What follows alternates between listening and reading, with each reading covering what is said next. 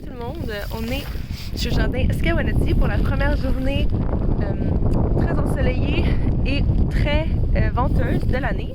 En mi-avril, jardin où on a fait des tests l'hiver passé avec l'automne passé avec les engrais verts, si vous vous rappelez bien.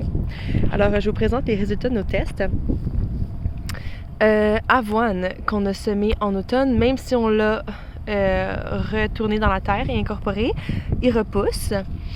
Donc là, ce qu'on peut faire pour ça, et ce que je fais en ce moment, c'est recouvrir d'une toile pour faire de la solarisation. Donc, comme j'ai fait ici. Et donc, d'une toile en géotextile, l'objectif étant de tuer notre avoine. Là, je viens de le faire, donc il n'est pas mort, mais l'objectif est de tuer notre avoine avant qu'on veuille planter. Ça va ajouter en même temps de la matière organique, fait que c'est correct. Je vous donne le résultat de ça dans 2 semaines.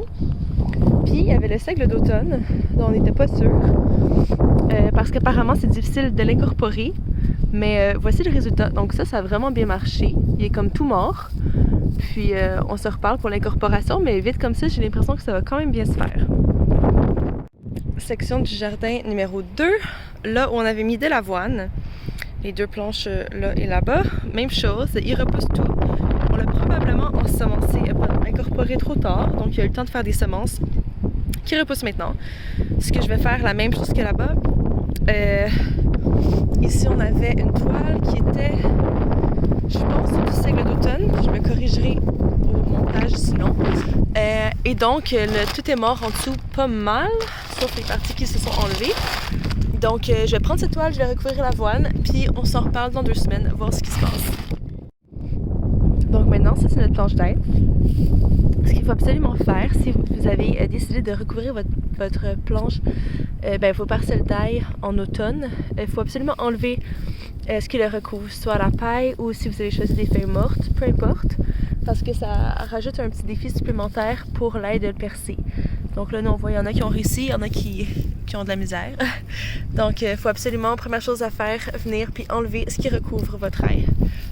Vous allez voir qu'il y a plein de vie dedans, il y a plein de petits insectes, il y a plein de vers de terre. Donc c'est encourageant, c'est des bons insectes. Donc je dois vous dire, j'en reviens pas, les vers de terre que je trouve depuis tantôt, c'est vraiment des gigantesques monstres.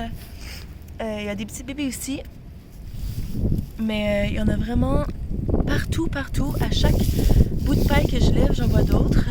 Donc c'est super excitant pour la saison, ça s'enligne bien. Je vais quand même leur laisser un petit peu de paille pour pas qu'ils dessèchent au soleil. Mais ouais, voilà, ça s'enligne bien. Là, vous comprendrez qu'on veut pas enlever tous nos vers de terre de notre jardin, donc en enlevant notre paille.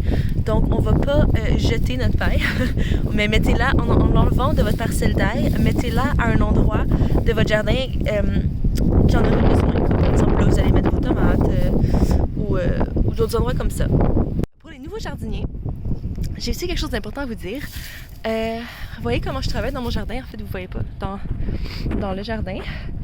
C'est comme pas très élégant pour les gens qui regardent de l'extérieur, mais c'est vraiment important de jamais piler là où on va cultiver nos légumes.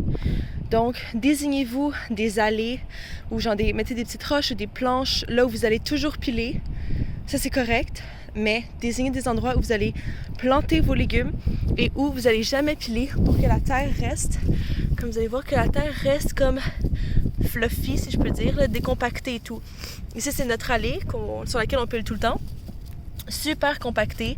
Imaginez si j'essayais de faire planter mes légumes ici, les racines auraient tellement de difficultés à percer le sol, il y aurait tellement de difficultés à aller chercher les nutriments dont ils ont besoin, ils seraient très désavantagés. C'est surtout important au printemps, j'ai oublié de préciser.